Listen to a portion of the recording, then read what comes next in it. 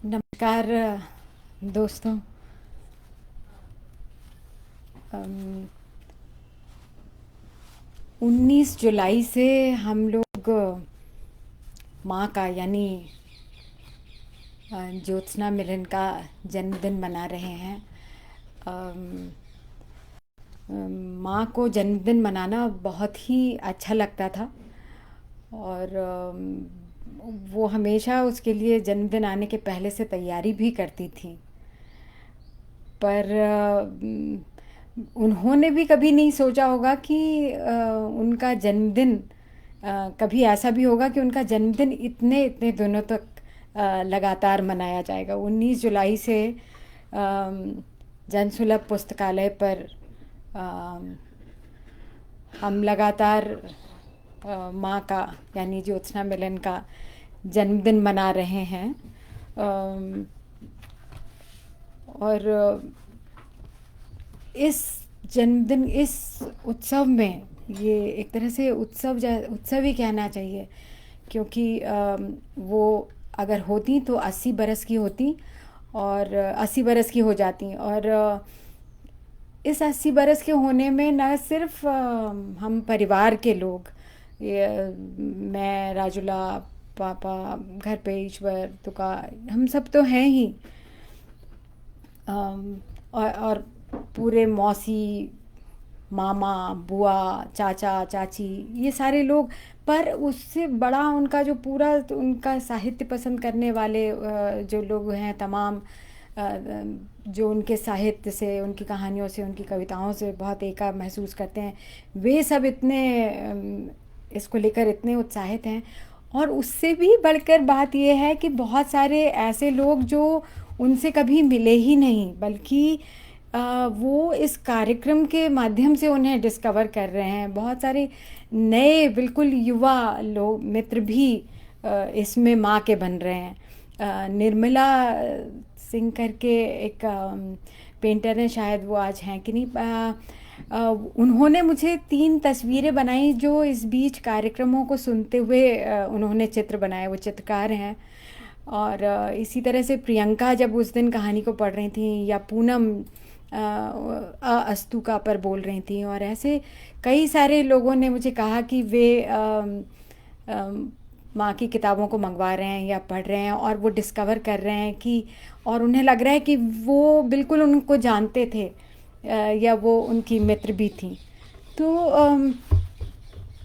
और स्वयं मेरे लिए भी ये एक अद्भुत अनुभूति है। इसमें जब दूसरे तमाम लोगों को बोलते सुना तो मुझे लगा कि ये कितनी गज़ब की बात है कि हम जितना उन्हें समझते थे या जितना प्यार करते थे या करते हैं, तो वो कितने सारे लोग हैं वो जो उन्हें हमसे, हम मतलब हमसे की बात ही नहीं है, जो उन्हें इतना प्यार करते हैं और जो उन्हें इतना समझते हैं। मेरी मित्र है स्मृति दीक्षित, वो भी पेंटर है। सीरज हैं।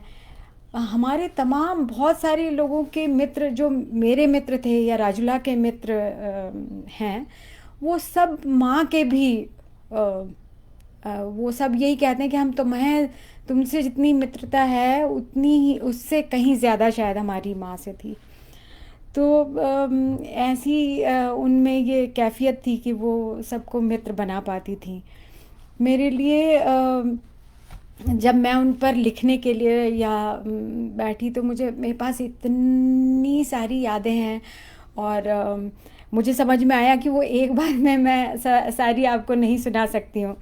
तो मैं बहुत बचपन की जो मेरी बिल्कुल शुरुआती पहली पहली उनकी छवि मेरे मन में क्या है, वहाँ से कुछ हद तक आपके साथ शेयर करूँगी। और फिर संभवतः बाद का हिस्सा, जब उन्हें एक कहानीकार के रूप में, एक उपन्यासकार के रूप में मैंने जाना, और एक पाठक के नाते मेरा उनसे नाता बना, इस पर शायद मैं कभी बाद में बोलूँगी। मैंने लिखा हुआ है और मैं सोचती हूँ कि मैं उसमें से पढूँ तो वो एक तरह से इसलिए अच्छा होता है कि फैलता नहीं है, वरना डर रहता है कि इसमें मुझे, मेरे बहकने की बहुत गुंजाइश है। मैं शुरू करती हूँ। कई बार ऐसा होता है कि जो दूर दूर से किसी को जानते हैं, वे उसके मूल स्वभाव, उसकी बनक को, उसके बिल्कुल करीबी रोज़ साथ रहने वालों से ज़्यादा बेहतर जानते हैं। मैं आपसे कह रही थी, मुझे जब मैं अलेक्जेंडर का सुन रही थी, या प्रियंका को उस दिन पढ़ते देख रही थी, या अनंत बोले, या रोज़ी बोली, ल्यूसी बोली, इन सारे लोगों को सुनते हुए बिल्कुल मुझे लग रहा था कि ये कितना बेहतर जानते हैं, गज़ब का जानते हैं माँ को। करीबी करीबी लोग उन्हें जानते ना हो, ऐसा तो हो नहीं सकता।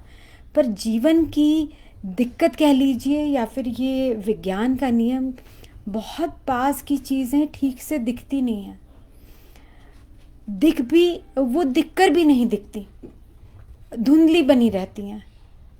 विज्ञान के नियम के अनुसार आँख से एक विशेष दूरी आवश्यक होती है, तभी चीज़ें फोकस में आती हैं। माँ को जो भी लोग जानते थे, वे जानते हैं कि आसमान एक से अधिक अर्थों में उनका पर्याय था और है। यदि उनकी मौजूदगी में कोई किसी को आकाश या अंबर कहकर पुकारता, तो वे ज़रूर पलट कर देखती कि क्या किसी ने उन्हें पुकारा है।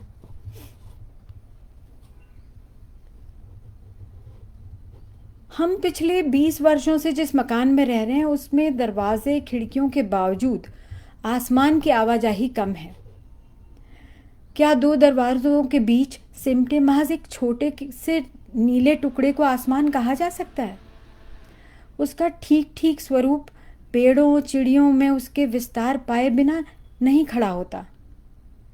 इस घर में नीचे के तल पर बैठक की खिड़की से ही आसमान की कुछ ठीक ठाक झलक मिलती है।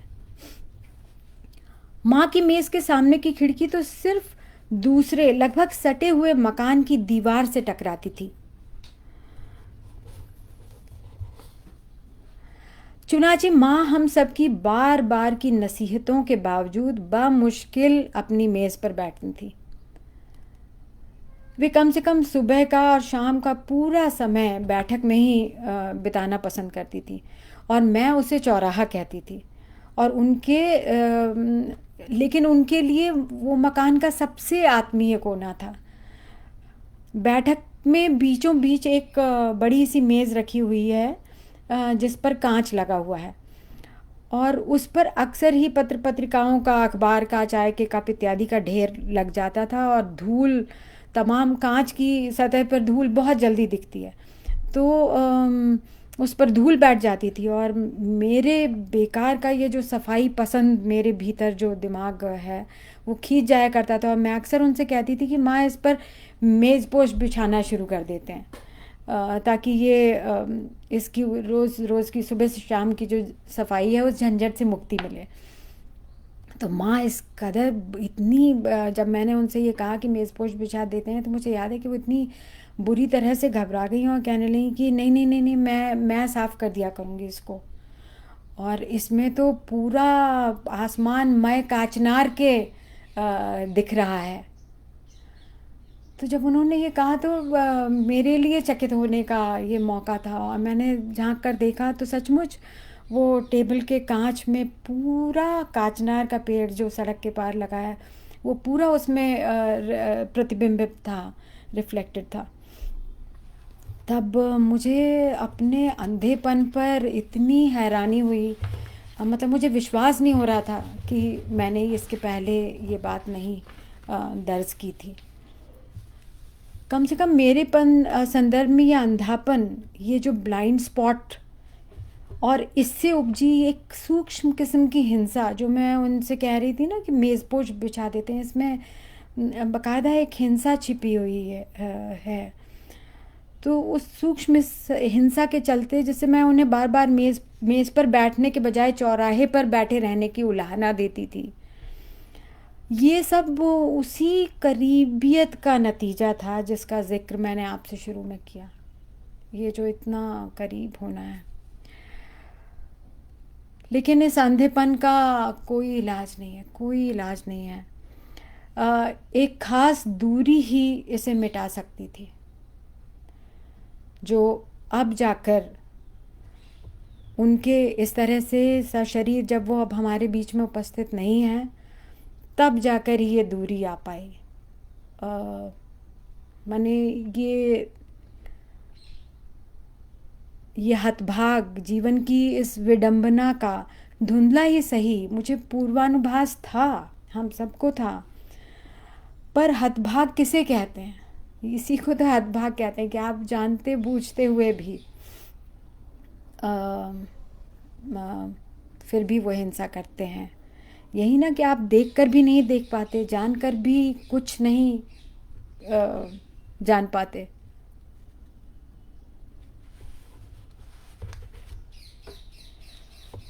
लेकिन जब से वो नहीं है, मैं समझती हूँ कि वो हम सबके इतने करीब हैं जितनी शायद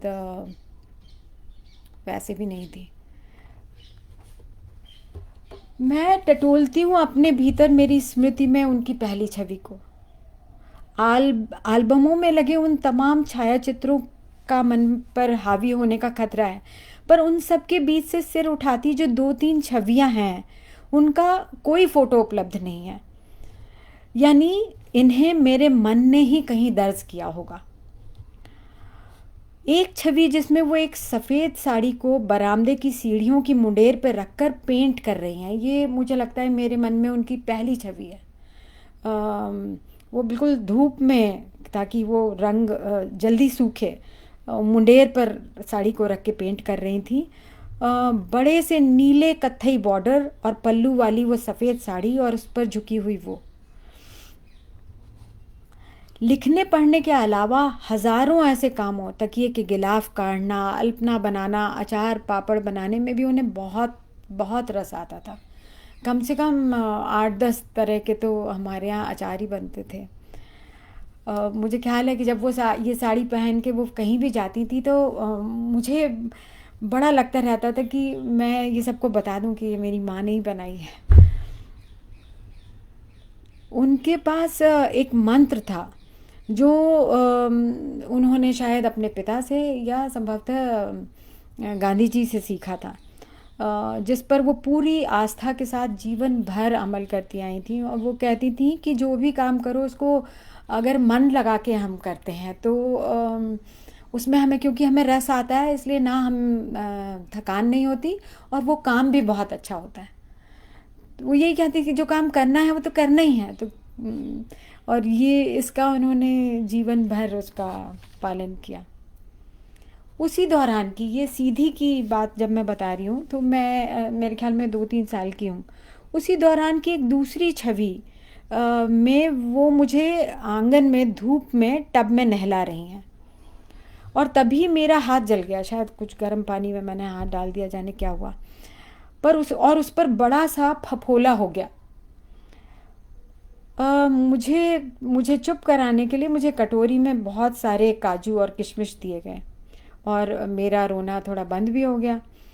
और तभी मेरी सहेली रोज़ी गुलाबी सी फूली फूली फ्रॉक पहन के वहाँ पे आई। माँ उसे देखकर बहुत खुश हुई और उन्होंने जल्दी से उसे कटोरी में लाकर उसे भी बहुत सारे काजू किशमिश लाके उसे भी दे दिए। मुझे इस तरह से रोज़ी को काजू किशमिश मिलना सिरे से गलत लगा। मुझे लगा कि मेरे हाथ में तो फफोला हुआ था, फफोला हुआ है इसलिए मुझे काजू किशमिश मिला है, लेकिन इस तरह से माँ का रोज़ी को बिना फफोले के, बिना दर्द के काजू किशमिश दे देना बिल्कुल सरासर गलत था। मुझे काजू किशमिश बिल्कुल बेस्वाद लगने लगे और रोज़ी जो है वो खटाखट खाए जा रही थी और जल्दी से उसने अपनी कटोरी खाली करके और तुतलाती थी तो उसने कहा कि मौसी ऑल दे दो, ऑल दे दो। और जो हैं वो माँ का जो ये, हमारी माँ का जो ये समतावादी रूप था बचपन में, मेरे लिए वो कई बार बहुत ईर्ष्या का कारण बनता था। अब ये देखिए मैं तो 3 साल की हूँ इसमें, फिर मुझे ये बिल्कुल साफ साफ याद है। ये दोनों छवियाँ बिल्कुल तब की हैं जब हम सीधी नाम की एक छोटी सी जगह में रहते थे और मैं कोई 2 से 3 बरस के बीच रही होंगी। सीधी में मम्मी पापा के साथ रोज़ शाम की लंबी सैर पर जाना भी याद है। वो लंबी अंधेरी सड़क पर इन दोनों का आपस में बातें करते हुए जाना, अक्सर इनमें से कोई कविता सुना रहा होता था। कविता के बीच से मुझे सियार और भेड़ियों की डरावनी हूक सुनाई देती रहती थी, जो इन दोनों के कानों तक पता नहीं क्यों नहीं जाती थी। मैं अक्सर गोद में ही चढ़ी रहती थी, क्योंकि डर के मारे मेरा बुरा हाल हुआ रहता था। लेकिन अपने डर के बावजूद ये शाम की सैरें मुझे भी बहुत पसंद थी। पता नहीं क्यों, शायद इसलिए कि हम साथ होते थे, या जो भी कारण होता होगा। मैं 4 साल की हुई तो माँ मुझे स्कूल लेकर गई। मेरे सारे साथी स्कूल जाने लगे थे। स्कूल की प्रिंसिपल एक नन थी। उन्होंने बड़े प्यार से मुझसे बातें की और मेज़ की दराज में से चॉकलेट निकाल कर भी मुझे दी, और तब माँ को घर जाने का इशारा किया। माँ के हाथ छुड़ाते ही मैं ज़ोर ज़ोर से रोने लगी, बुरी तरह से। माँ सीढ़ियाँ उतरकर फाटक तक गईं, पर मेरे रोने की कान फोड़ू आवाज़ उनके पीछे थी। वे फाटक पर ठिठकी और खुद जोर जोर से रोती हुई लौट आईं। प्रिंसिपल ने उन्हें समझाया कि सब बच्चे ऐसा ही करते हैं, सब रोते हैं, पर वे नहीं मानी और बोली, जब ये तैयार हो जाएगी ना, तभी फिर लेकर आऊँगी।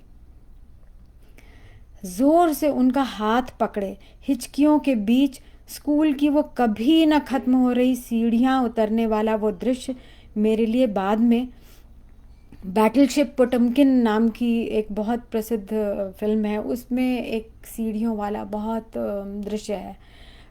उसका इससे कोई नाता नहीं है, लेकिन जब वो सीढ़ियाँ मैंने उस फिल्म में देखी तो बिल्कुल सहसा मेरे मन में मेरे बहुत बचपन का वो स्कूल की सीढ़ियाँ भी मुझे ऐसी ही लग रही थी कि कभी ख़त्म नहीं होंगी, और मैं कभी इस बिल्डिंग से मुझे निजात नहीं मिलेगी।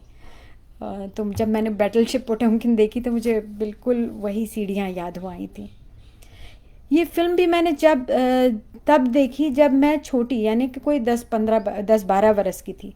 लेकिन सीधी मैं उस दिन उनके मुझे वहाँ अनजान जगह में अकेला न छोड़कर आने के लिए मैं जीवन भर उनकी ऋणी रहूँगी। उसने मेरे अंदर जो ये विश्वास जगाया कि माँ कभी झूठ बोलकर बरगलाकर मुझे छोड़कर कहीं नहीं जा सकती, वो भरोसा आज उनकी शरीरी अनुपस्थिति के बाद भी बरकरार है। बड़े अक्सर बच्चों के बारे में लगभग कुछ नहीं जानते। वे अपने हर कर्म के लिए जायज़ कारण ढूंढ लेते हैं। उनके किए के ठोस परिणाम उन्हें दिखते हैं। मसलन ये कि आखिरकार बच्चा रोना बंद कर ही देता है, कि वो माता पिता के झूठ को भी पचा ही लेता है। पर इस दौरान भरोसा जो टूट जाता है, उसकी आवाज़ उसके टूटने की आवाज़ किसी को नहीं सुनाई देती। माँ पापा 7 साल तक सीधी में ही रहे। बाद में सोचने पर यह बात उन्हें खुद अविश्वसनीय लगती थी कि अपने सबसे सुनहरे युवा दिन उन दोनों ने वहाँ सीधी के उजाड़ में बिता दिए।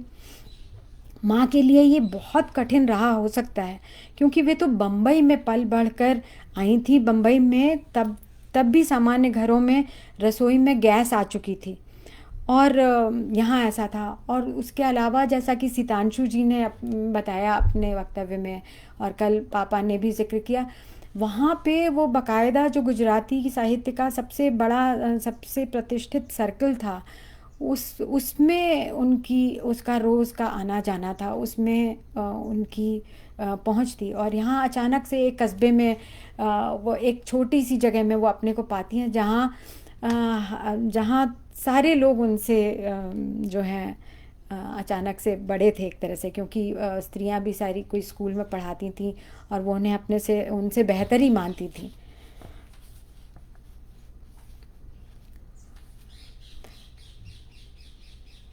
पर न मेरी स्मृति में इन लोगों की कोई ऊबती दुखी छवि है, न बाद में ही इन दिनों को लेकर इनमें से किसी का दुखड़ा सुनने मिला। इन्होंने उस एकांतवास को पढ़ने लिखने के एक मौके की तरह से लिया। माँ ने सीधी में रहते हुए अंग्रेज़ी साहित्य में एमए किया। वे मौका पाते ही किताब लेकर पापा के पास पहुँच जाती, और पापा को अंग्रेज़ी कविता पर बोलना कितना पसंद है ये तो जग जाहिर है।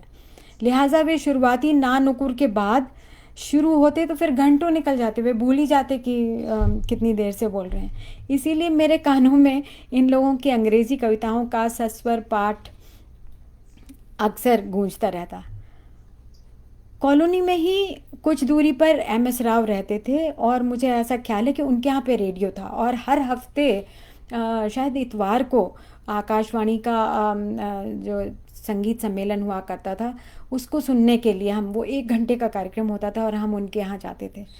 इसके अलावा मुझे एक और वहाँ की घटना याद है कि पड़ोस में कोई शुक्ला जी रहते थे एक घर छोड़ के, और वो ज़रा बहुत, एक बार की मुझे घटना याद है, वो भी बिल्कुल घटना क्या, विजुअल की तरह से मुझे याद है। उन्होंने अपनी पत्नी को जाने किस बात पे पीटा, और उनके बच्चे थोड़े बड़े हो गए थे, लड़की लड़का किशोर वय के रहे होंगे, और वे बेटा और वो बेटी जो है बुरी तरह से भागते हुए माँ के पास आए थे, और माँ भागी उनके घर पे।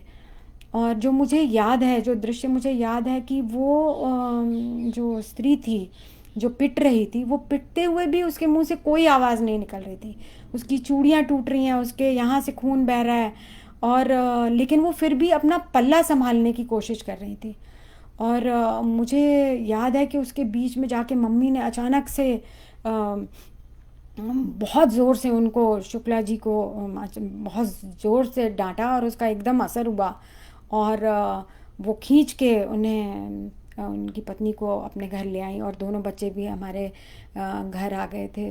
तो वो एक अजीब तरह से विजुअल मुझे याद है कि जिस तरह से माँ ने उस दिन एक्शन लिया था, और फिर उन्हें अस्पताल लेकर गई थी। वो भी अजीब तरह से मुझे याद है। सीधी में हमारे यहाँ संगीत की बैठकें हुआ करती थी, और बस में बैठ के आसपास के गांव से अपना अपना तबला और हारमोनियम लेकर लोग आया करते थे, और बड़ी अच्छी सी संगीत की महफिल हुआ करती थी। माँ का अपने बचपन में शास्त्रीय संगीत सुनने का कोई अभ्यास नहीं था। वे बताती थी कि रेडियो पर शास्त्रीय गायन के शुरू होते ही नानी कहती थी कि ये क्या रोना शुरू कर दिया है, इसको बंद करो।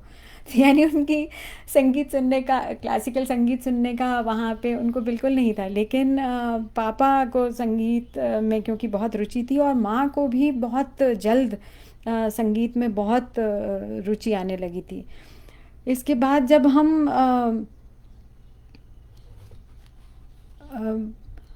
बल्कि ये मैं कहूँगी कि बचपन में उनके ही एक वाक्य ने मेरे भीतर भी संगीत की जादुई ताकत के प्रति कभी न मिटने वाली आस्था जगा दी थी। हुआ ये कि पन्ना में भी, पन्ना, हम सीधी से पन्ना आ गए थे। पन्ना में भी हमारे घर पर हर इतवार को संगीत की बैठक जमने का सिलसिला बदस्तूर जारी था। कोई 12-15 लोग इकट्ठे होते थे, और 3-4 घंटे की महफिल जमती थी। माँ जो है वो पूरे बुंदेलखंड में चिरौंजी बहुत होती है, तो चिरौंजी की बर्फ़ी बनाया करती थी उस कार्यक्रम के लिए, ये मुझे ख्याल है। और तो मेरे पड़ोस में जो रहते हैं, मैंने अभी किसी प्रोग्राम में इसका जिक्र भी किया था कि उनके परिवार की लड़कियों ने मुझसे कहा कि ये तुम्हारे यहाँ कैसे कैसा गाना होता है, आ आ करते रहते हैं, और तुम्हें बोरियत नहीं होती, तुमको अजीब नहीं लगता। ये सच ये था कि मुझे ये बैठकें बहुत पसंद थी, और मैं लगभग पूरे समय जाग कर उन्हें सुना करती थी। आधी रात से भी दूर, लंबे देर तक चला करती थी ये बैठकें। लेकिन फिर भी न जाने क्यों उनकी बात सुनकर मुझे बहुत झेप लगी, और मैंने उनका वाक्य पूरा का पूरा माँ पर दे मारा। जवाब में उन्होंने मुझे बेगम अख्तर के बारे में बताया कि कैसे रात रात भर श्रोता मंत्र मुग्ध होकर उनकी गाई एक ही पंक्ति को सुनते बैठे रहते थे, और ये भी बताया था कि विवाह के बाद जब कुछ समय बेगम अख्तर को गाने नहीं मिला, तो उनके गले में ना गाने के दुख से छाले पड़ गए थे। मैं तब से लेकर 7 बरस, तब मैं ले देकर 7 बरस की थी, और मैंने बेगम अख्तर की उस पंक्ति के दोहराव से मंत्रमुग्ध लोगों के रत जगे को जस का तस अपने भीतर महसूस किया। मेरी सारी शंकाएं धुल गईं। मैं बहुत देर तक अंगूठा चूसते हुए बड़ी गंभीर सोच में डूबी माँ की गोद में बैठी रही थी।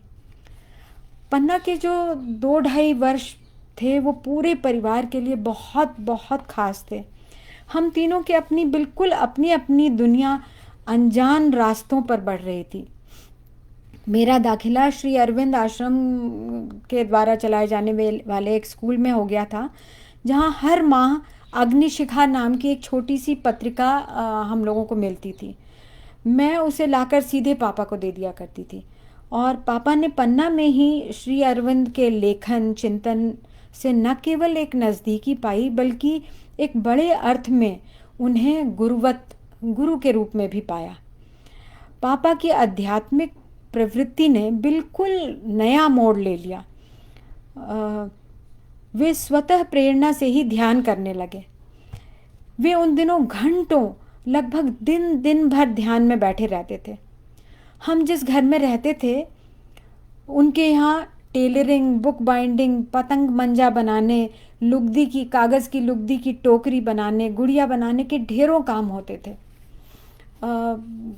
नतीजा ये था कि मुझे तो घर आने की फुर्सत ही नहीं मिलती थी। मैं अपने स्कूल से आके सीधे बस्ता नीचे उनके घर में ही फेंकती थी, और सीधे जो भी काम चल रहा होता था, जब पतंग बनती थी, मंजा बनता था तो उसमें, जब लुगदी की टोकरी बनती थी तो उसमें पूरी तरह से जुट जाती थी। घर आने का मुझे कोई, जब तक खाना खाने के लिए आवाज़ नहीं लगती थी, या कोई आवाज़ नहीं लगती थी, खाना भी अक्सर नीचे ही खाती थी।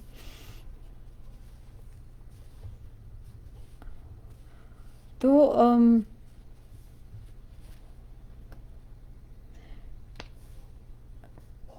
नतीजा ये कि मुझे घर आने की फुर्सत ही नहीं होती थी। एक दिन जब मैं स्कूल से घर लौटी तो पाया कि माँ चटाई पर लेटी कोई किताब पढ़ रही हैं। खाने का समय हो चुका था, और उस रोज़ हमारे साथ उन्होंने खाना नहीं खाया, ये कहकर कि अभी वो किताब किसी हाल में नहीं छोड़ सकती हैं। फिर तो ऐसे कई कई दिन आए, कई बार ऐसा होता था, वो कहती थी कि नहीं तुम लोग खा लो, मैं अभी नहीं खाऊंगी। और ये संभवतः वही ये दौर था, ये जब उन्होंने पूरा रूसी साहित्य, दोस्तोयेवस्की, टॉल्स्टॉय, चेखोव, ये सबको शायद उसी दौर में पढ़ा होगा। वो बिल्कुल, मुझे ख्याल है कि वो पढ़ने में लगी रहती थी, पापा ध्यान करने में लगे रहते थे, और मैं सोचती थी कि बड़ा अच्छा मौका है, चलो घर से खिसको। सीधी के बाद पन्ना छोटा लेकिन चहल पहल भरा कस्बा था। मैं भी अब स्कूल जाने लगी थी और मेरा मन वहाँ रमने लगा था। आस पड़ोस में भी ढेरों चीज़ें थी, यहाँ तक कि उस दौर में हमारे यहाँ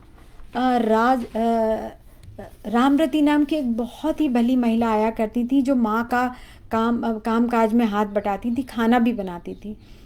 इसलिए ये माँ के लिए बहुत ही सक्रिय दिन रहे होंगे।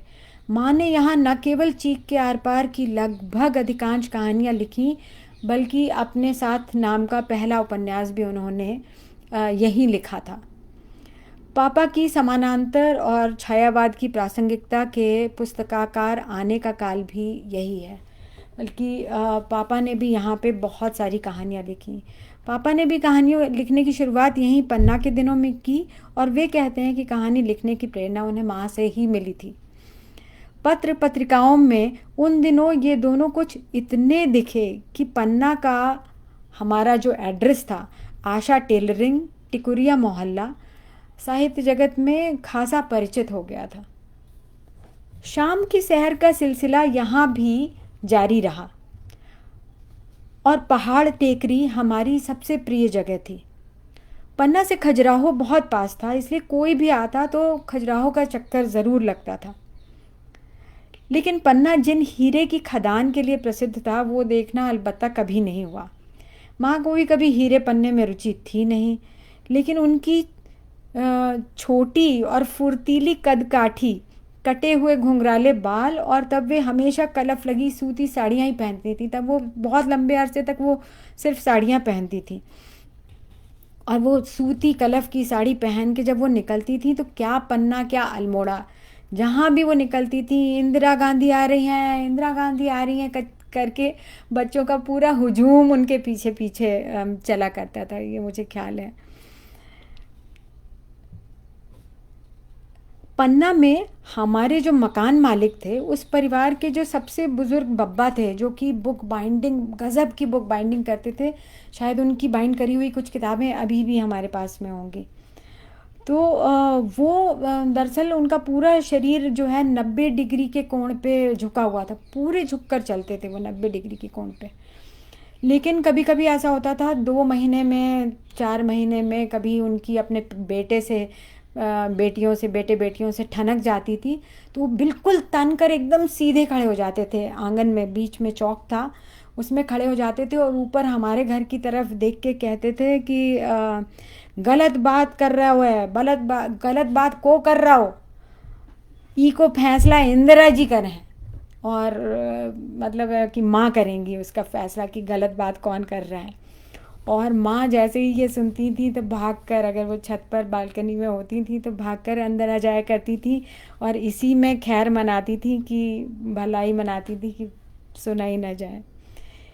इंदिरा जी यानी हमारी माँ हंसती हुई घर के भीतर बने रहने में ही भलाई समझती।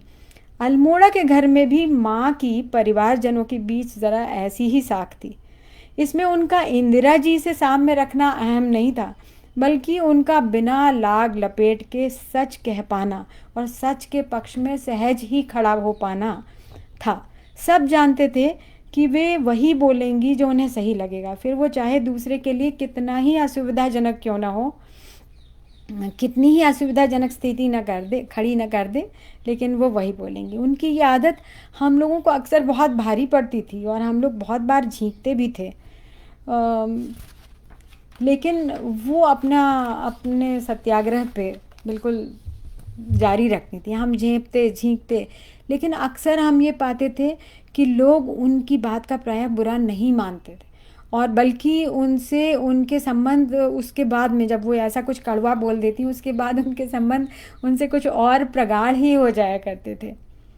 इसका कारण शायद ये था कि सबको स्पष्ट था कि वे किसी भी व्यक्ति की बात को गलत लगने पर गलत ही कहेंगी, चाहे वो उनके पिता हों, चाहे पति हो या कोई अफसर हो। यानी कि बात के बीच में रिश्ता, प्रगाढ़ता, शक्ति समीकरण, ये कुछ आड़े नहीं आता था और ये सबको पता था। किसी भी तरह के ज्ञान या प्रेम आदि को बांटने में भी वे इसी निष्पक्षता की कायल थी। पन्ना से भोपाल आने पर एक पहचान की महिला के कहने पर मेरा दाखिला उनके पड़ोस के घर में एक 2 कमरों के स्कूल में चलने वाले एक स्कूल में करा दिया गया। उन महिला की बेटियां तो कॉन्वेंट में पढ़ती थी। उन्होंने मेरा दाखिला इस स्कूल में ये कह के कराया था कि मैं एक छोटे गांव से, कस्बे से आ रही हूँ और मैं किसी अच्छे स्कूल में जम नहीं पाऊँगी। उन्हें ऐसा लगा था, तो उनकी इस बात को मेरे माता पिता ने मान लिया और मुझे स्कूल में डाल दिया। तो डाल दिया था। अब मेरे लिए ये न सिर्फ मेरा बल्कि मेरे पन्ना के स्कूल का अपमान था। वो श्री अरविंद आश्रम द्वारा चलाया जाने वाला बहुत ही अच्छा स्कूल था। संभवतः अपनी ज़िंदगी में मुझे उससे अच्छा स्कूल कभी मिला ही नहीं। तो वो जो 2 कमरे में जो स्कूल चलता था, जहाँ पे मैं कुछ महीने गई या 1 साल गई, वो मेरे लिए चार्ल्स डिकेंस के उपन्यास के भयावह स्कूलों जैसा था, जिनका जिक्र उनके यहाँ आता है ना, डेविड कॉपरफील्ड और ओलिवर ट्विस्ट में, बिल्कुल वैसा स्कूल था। किंतु उस स्कूल में मार खाने से भी ज़्यादा भयानक मेरे लिए माँ का उस महिला की बेटियों को आए दिन कढ़ाई के तरह तरह के नमूने सिखाना था। मैं जब भी वो लड़कियां अक्सर आती थी कि आंटी ये वाली स्टिच सिखा दीजिए, ऐसा नमूना सिखा दीजिए। माँ अपनी जगह सही थी। मतलब वो लड़कियां आती थी और कई बार तो मैं घर से भाग जाया करती थी, और 2-1 बार तो मैंने विरोध में खाना तक नहीं खाया, पर माँ ने उन्हें सिखाना बंद नहीं किया। माँ अपनी जगह सही थी, पर मेरे लिए उनका ये निष्पक्ष भाव पचाना तब कितना भारी था मैं बता नहीं सकती हूँ। छुट्टियों में भी जब हम बम्बई या अल्मोड़ा जाते थे तो वे उन बड़े से परिवार में अपने को इस कदर बराबरी से बांटती थी कि मेरे और मेरी छोटी बहन के हिस्से में कुछ नहीं पड़ता था। कई बार तो मेरी आंखें रो रो कर लाल हो जाती, पर उन्हें इस बात का इल्हाम तक नहीं होता कि मेरे दुख में उनका भी कोई हाथ है। जब बाद के वर्षों में मैं उन्हें ये याद दिलाती, ये वाली सारी बातें याद दिलाती थी और उन्हें उन्हें थोड़ा छेड़ती थी कि बताओ ऐसा तुम करती थी। और तो वो जब उनको मैंने बताया तो वो दंग रह गई। वो मतलब उनके चेहरे पे ऐसा भाव था, वो कहती कि क्या बात कर रही हो, तुमने मुझे बताया क्यों नहीं। तो मतलब यानी वो ही सही थी। उनकी वो उस महिला की बेटियों का क्या कसूर था। वो तो उतने ही अच्छे भाव से उनसे सीखने आती थी, तो उन्हें तो सिखाया ही जाना चाहिए था। बहरहाल, ये सब मेरे बहुत छुटपन की बातें हैं। मैं जल्द ही इस टीसते फोड़े वाले ईर्ष्यालु स्वभाव से उबर गई, बल्कि अपने परिवार वालों के बीच में खासी दरिया दिल और समझदार मानी जाने लगी। पन्ना छोड़ना मेरे लिए बहुत कष्टकारी था। बस में बैठकर पन्ना की छूटती सड़कें और मकान मुझे आज भी याद है।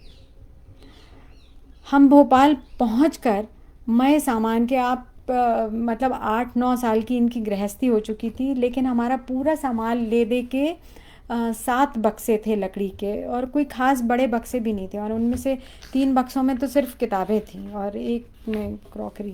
तो कुल 7 बक्सों में हमारा सामान था। और उस पूरे सामान के साथ मुझे याद है कि हम अशोक वाजपेयी के, अशोक काका के घर पर और रश्मि मौसी के घर पहुँचे थे। हम उन्हें सीधी के दिनों से जानते थे, जहाँ चाचा ने अपने संस्मरण में, बिपिन चंद्र शाह ने अपने संस्मरण में बताया कि वे सीधी में कलेक्टर पोस्ट होके आए थे।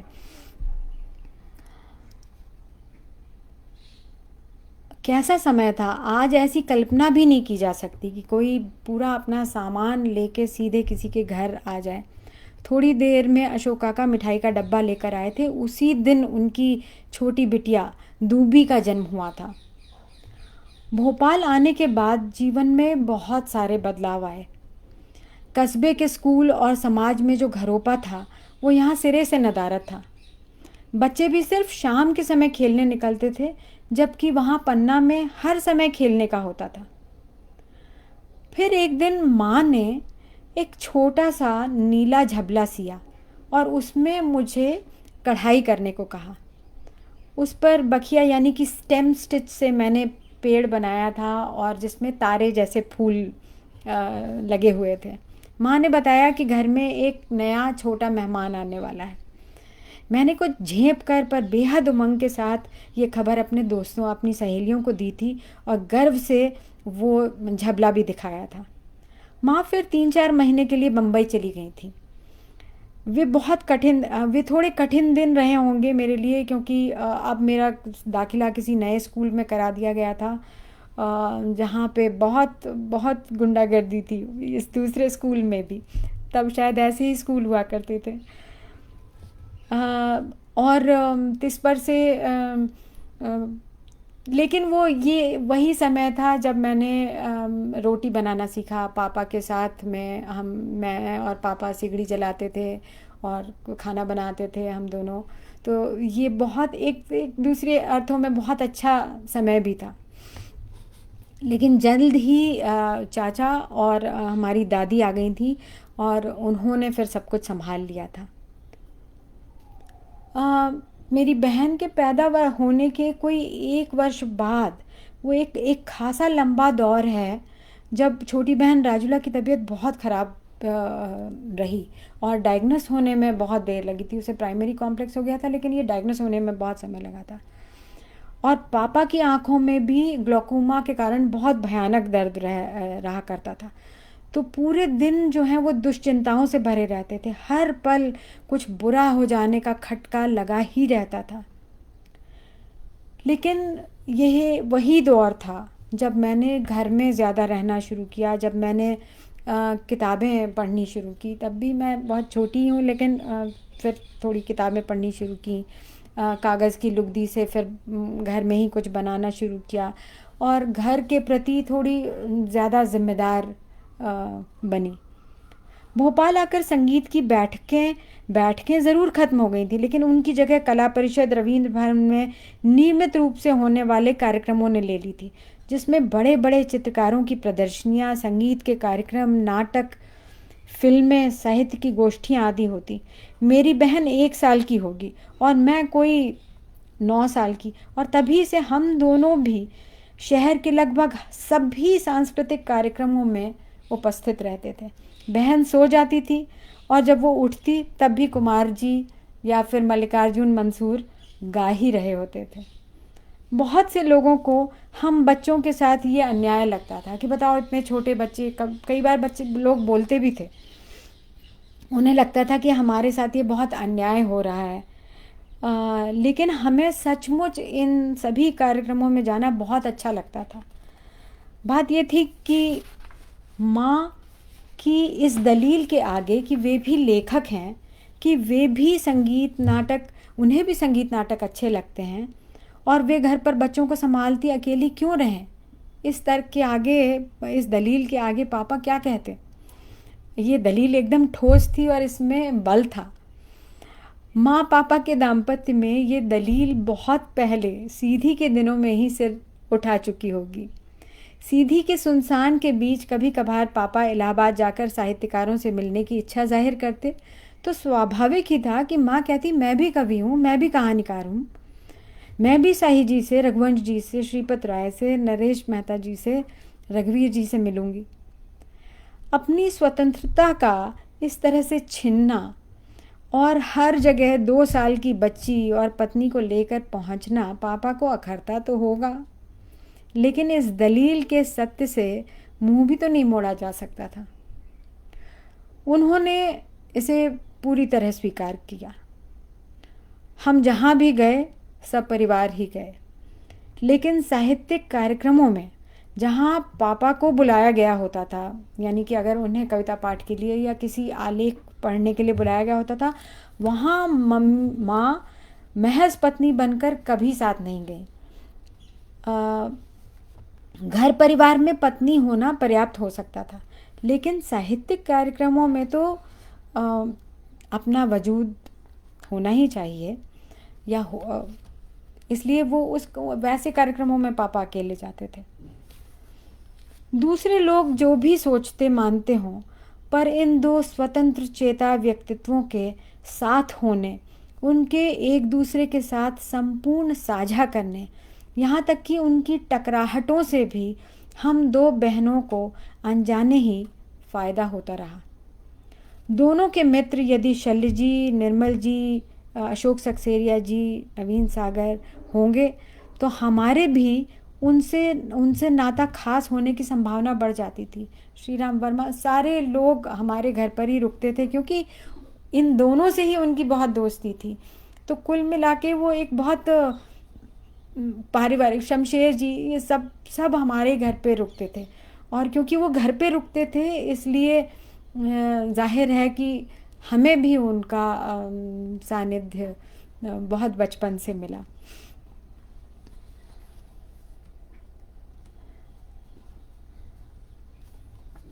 दोनों को हिम्मत शाह को काम करते देखना हो, हिम्मत शाह स्कल्प्टर हैं, तो मुझे याद है कि वो कला परिषद में आके उन्होंने एक 10-15 दिन की वर्कशॉप ली थी, तो उस वर्कशॉप में भी इन्हें जाना होता था।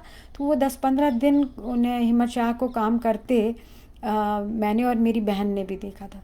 हमें कुछ समझ में आता हो ना आता हो, लेकिन ये तमाम बिंब स्मृति में हैं और इनका अपना रोल है। इनका दोनों को हिम्मत शाह को काम करते देखना होता तो हम दोनों भी देखने से कैसे बचते। ये मुश्किल होता है कि 2 लोग इतने समय तक एक साथ रहते हों, वे सब कुछ का साझा करते हों, एक दूसरे के पहले और सच्चे पाठक हों, एक दूसरे के लेखन को पसंद भी करते हों, और फिर भी उनकी अपनी लेखनी नितांत भिन्न बनी रहे।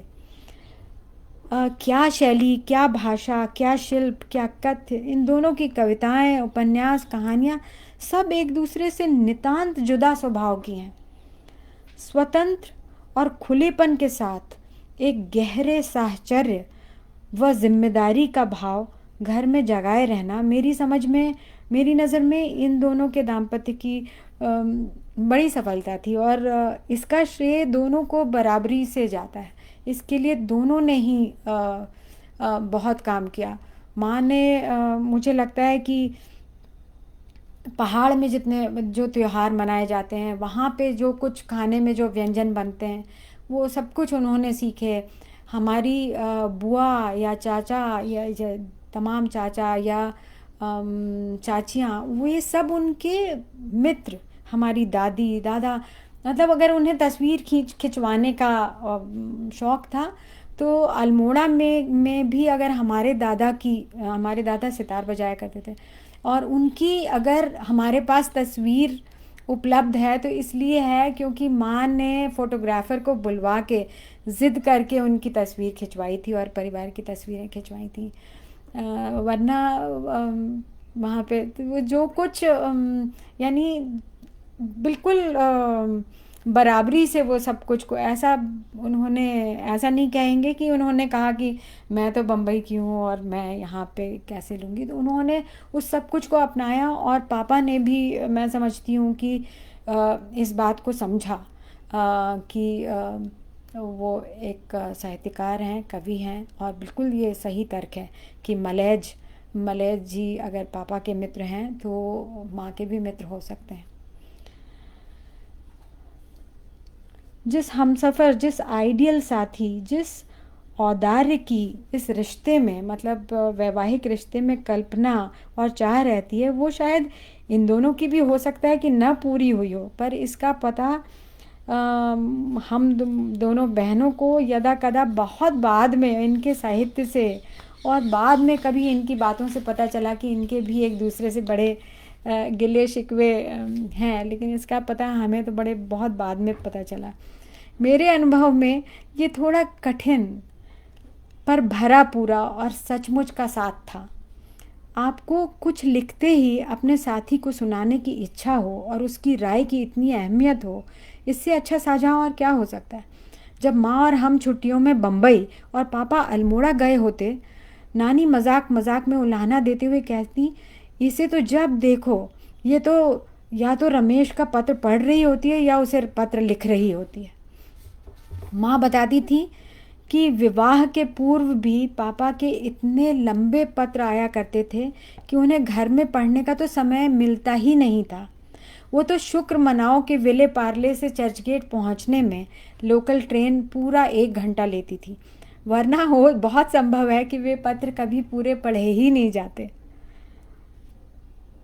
गांधी जी के बाद यदि पत्र विधा को किसी ने सचमुच निचोड़ा है तो इन दोनों ने, न सिर्फ एक दूसरे को बल्कि अपने सारे भाई बहनों को, रिश्तेदारों को, दोस्तों को, इन लोगों ने पत्र के माध्यम से संबंध को जीवंत और एक ज़रूरी संवाद की निरंतर कायम रखा।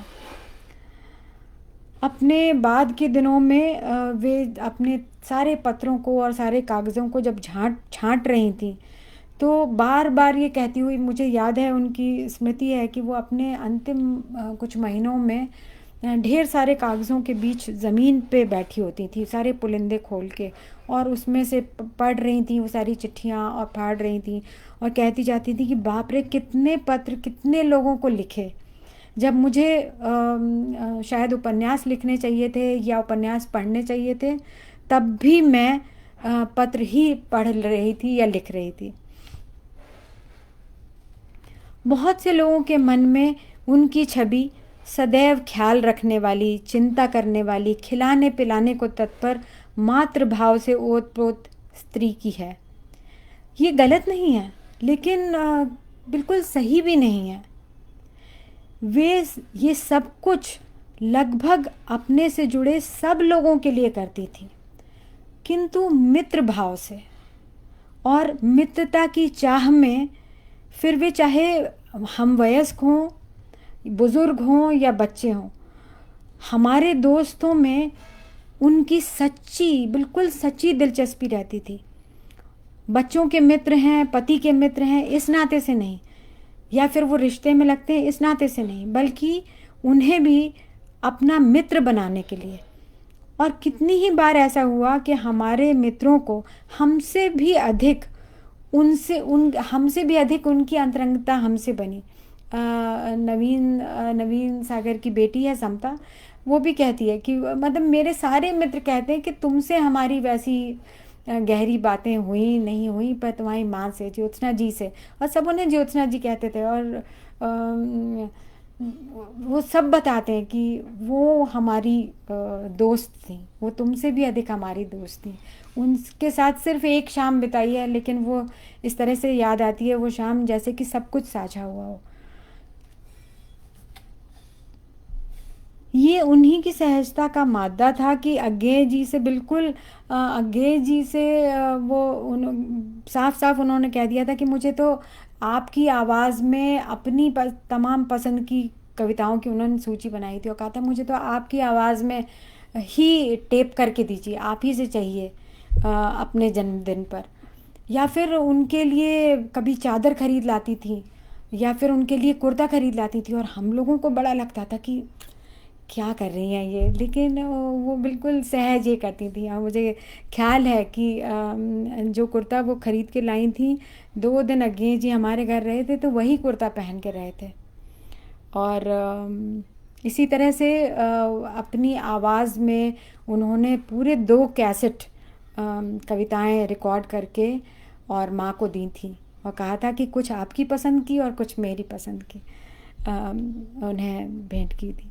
तो ये उन्हीं का मादा था मुझे।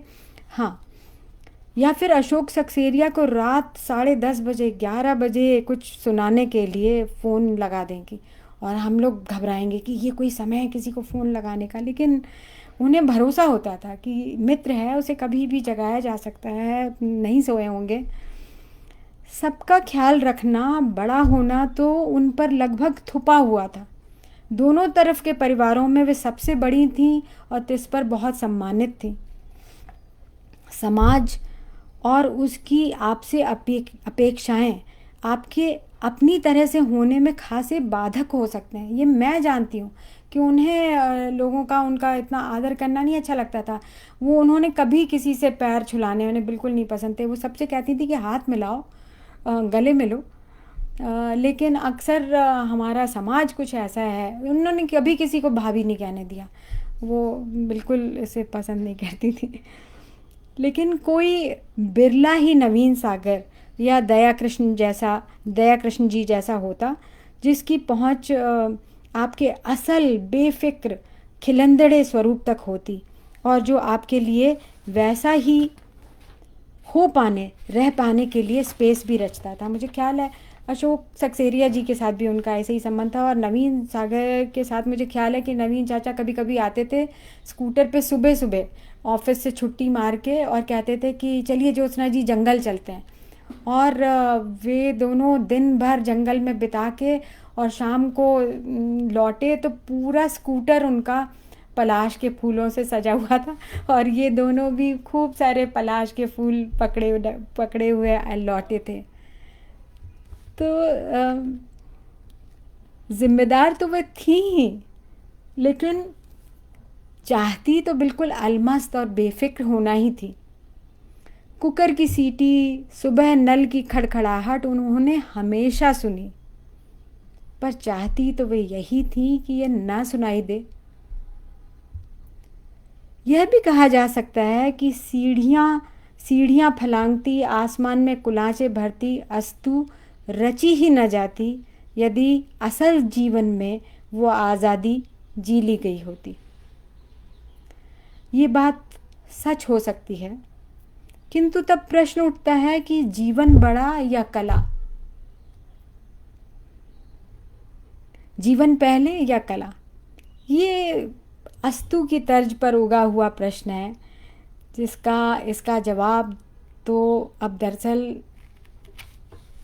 उनके उपन्यास की आजी से ही पूछा जा सकता है। तो ये प्रश्न जो है वो ऐसा का ऐसा ही खड़ा है।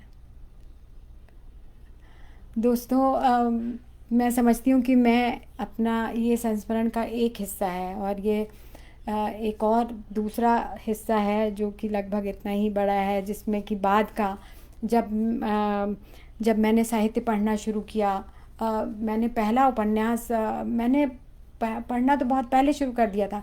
उनके कहने से मैंने सबसे पहले क्राइम एंड पनिशमेंट पढ़ा था। जब मैंने 11th का जिस दिन एग्ज़ाम ख़त्म हुआ उसी दिन, तो जब पढ़ना शुरू किया और फिर बहुत बाद में अपने माता पिता का लिखा हुआ पढ़ना कठिन होता है। तो मैंने इन लोगों का लिखा हुआ, मेरे पिता का और मेरी माँ का, दोनों का लिखा हुआ पढ़ने की कोशिश शुरू में की होगी, लेकिन मैं इनकी पाठक बाद में बनी। एक जो दूरी चाहिए होती है किसी भी कृति को पढ़ने के लिए, कृति के रूप में देखने के लिए, वो बाद में आई। तो इस संस्मरण के इस अगले हिस्से का मैं साझा बाद में करूँगी। मैं यहीं पे अपनी बात समाप्त करती हूँ। और ये जो इतने पिछले 19 जुलाई से ये जो जन्मदिन हम माँ का मना रहे हैं, जिसमें आप सब साथ में हैं, दरअसल माँ जो हैं वो 7 भाई बहन थे, और उनमें से जो सबसे छोटी बहन है, जिनका लवलीना मौसी जिनको हम कहते हैं, वो उनकी तबीयत अभी ठीक नहीं है, वो मेंटली रिटार्टेड हैं, और उनकी तबीयत बीच में बहुत ख़राब हो गई थी, उन्हें अस्पताल में भी रखना पड़ा। और उस कारण से हमारी दूसरी मौसी दिव्या मौसी भी इस मंच से बोलने वाली थी, लेकिन ये उनके लिए संभव नहीं हो पाया। और लेकिन हमारे मामा भी बहुत परेशानी में हैं इस पूरे दौरान में, लेकिन वे सब इस कार्यक्रम में बहुत जुड़ा हुआ महसूस कर रहे हैं।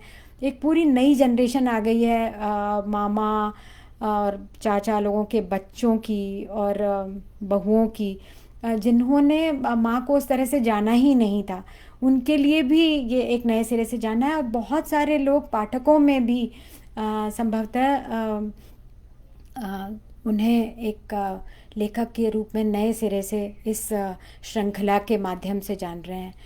मैं अर्पण कुमार जी की और जनसुलभ पुस्तकालय की बहुत आभारी हूँ कि उन्होंने यह इतना सुंदर लंबी श्रृंखला आयोजित की, और माँ के 80वें बरस पर इतने सारे उनसे जुड़े हुए लोगों को और बहुत सारे नए लोगों को भी इस कार्यक्रम से जोड़ा। मैं आप सबकी बहुत आभारी हूँ कि आपने मुझे सुना।